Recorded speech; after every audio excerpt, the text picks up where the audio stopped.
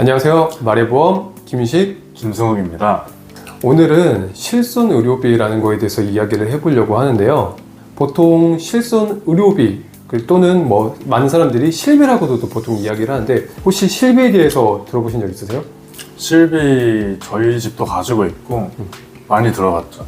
꼭 있어야 될 거라고 해가지고 가지고 있습니다. 혹시 왜 꼭 있어야 되는 보험이라고 이야기를 하던가요?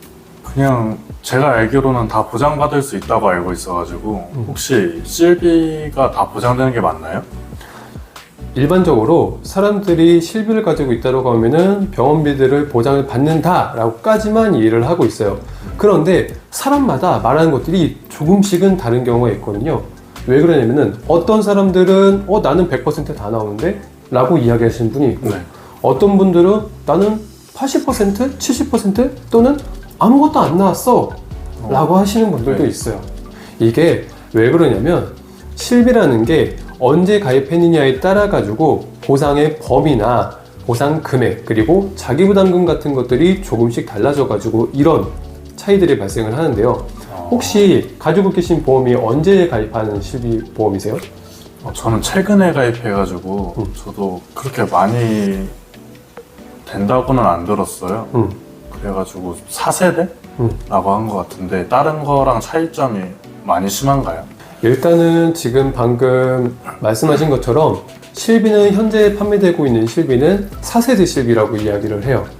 그러면은 1세대 실비부터 그러면은 4세대 실비까지 쭉 있었을 텐데, 네. 사실 1세대 실비 전에는 표준화 이전 실비라고 이야기를 해서 이게 일반적으로 사람들이 알고 있는 100% 실비 또는 5,000원만 빼고 다 돌려주는 실비다 라고 이제 이야기를 하고 있는데, 이게 어떤 게 좋다 나쁘다 이런 차이가 있는 게 아니고 각 시기별로 장단점들이 조금씩 존재를 합니다.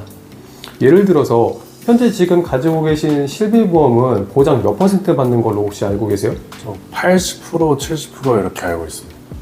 표준화 이전 실비 같은 경우에는 대부분의 병원비를 돌려받을 수가 있는데, 4세대 실비 같은 경우에는 급여 부분의 80%, 비급여 부분의 70%를 보장을 받을 수가 있어요.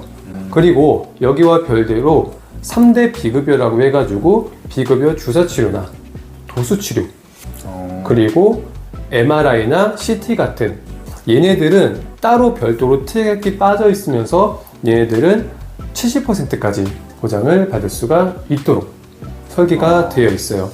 그러면 지금은 내가 자기부담금이 있으니까 예전에 실비를 가입했던 게 무조건 좋은 건가 라고 이야기를 할 수가 있지만, 이게 무조건 다 좋다고 할 수는 없어요. 일단은 가장 큰 특징이라고 하면은 한번 갱신됐을 때 갱신율이 엄청나게 좀 높은 편이다 라는 특징을 가지고 있어요. 그래서 어떻게 보면은 내가 만약에 평소에 병원을 좀 많이 다니는 사람이다, 내가 좀 치료나 이런 것들이 앞으로도 많이 좀 필요하다 라고 하시는 분들은 기존의 표준화 이전 실비를 가지고 있으시다 라고 하면은 그냥 그대로 쭉 유지를 하고 계시는 게 조금 더 유리할 수가 있고요. 만약에 현재 내가 최근에 가입한 4세대 실비를 가지고 있으시다 라고 하시는 분들의 특징은 내가 청구를 하지 않으면은 그만큼 보험료가 할인이 적용이 돼요.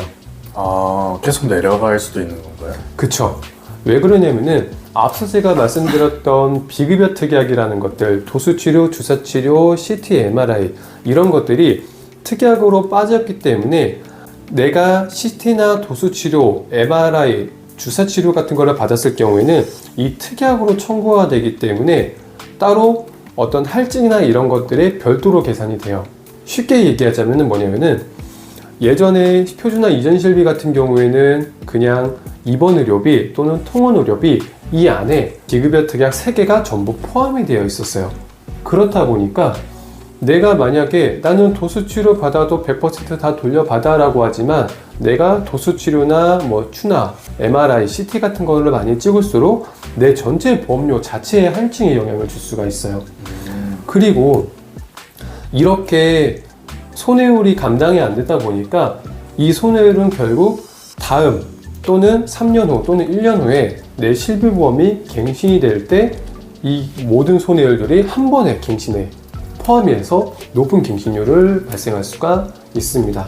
그래서 내가 지금 가지고 있는 실비가 나한테 적절한 실비인지 아닌지를 판단을 해보려면은 사실 그렇게 뭐 간단하게 생각해서 할 건 아니고요.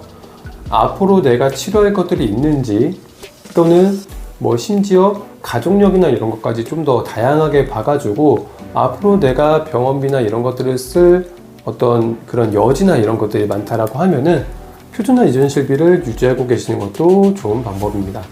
건강하다고 하면은 그러면 4세대가 좋은 거네요. 그럴 수도 있죠. 그래서 건강하신 분, 그래서 내가 오히려 병원은 안 가는데 매달 보험료가 나가는 것들에 이런 것들에서 부담을 덜고 싶다라고 한다라고 하면은 이런 손해율이나 이런 것들이 굉장히 낮게 측정되어 있는 4세대 실비를 유지하고 계시는 게 좀 더 합리적일 수도 있으시죠. 그러면 나이가 들었을 때 이제 병원을 많이 가게 되잖아요. 그러면은 이제 많이 오르게 되는 건가요? 4세대 실비 같은 경우가? 앞서 말씀드렸다시피 사실 이 4세대 실비에서 갱신이 반영되는 것들은 비급여 특약 이 3개 주사, 그렇죠. 주사, 도수치료, MRI 이런 것들의 사실 손해율이 굉장히 높게 측정이 되는 거거든요.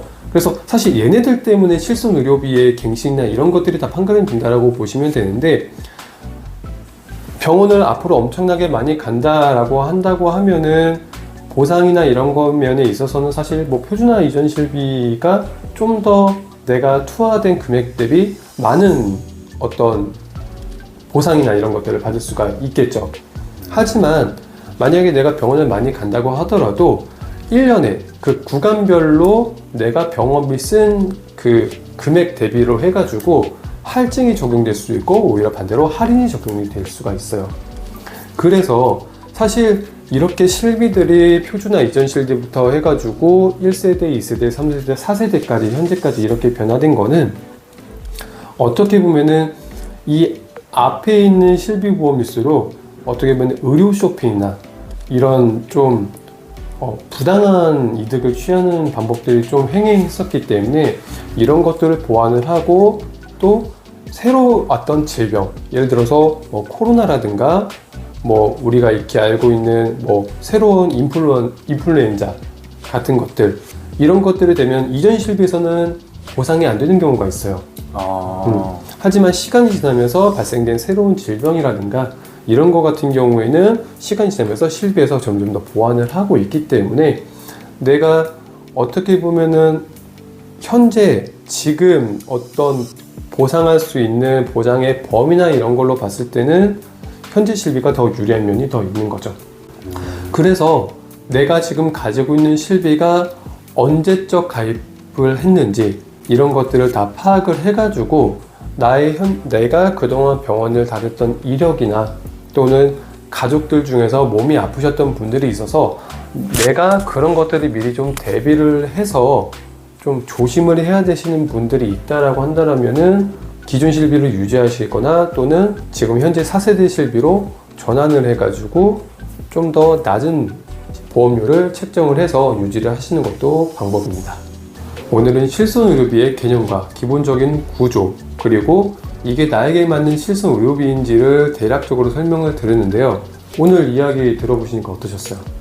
제가 무슨 실비를 가지고 있는지 알게 되었고 이제 사람마다 무조건 싼 게 좋다가 아니라는 거를 알게 되어서 너무 좋았던 것 같습니다.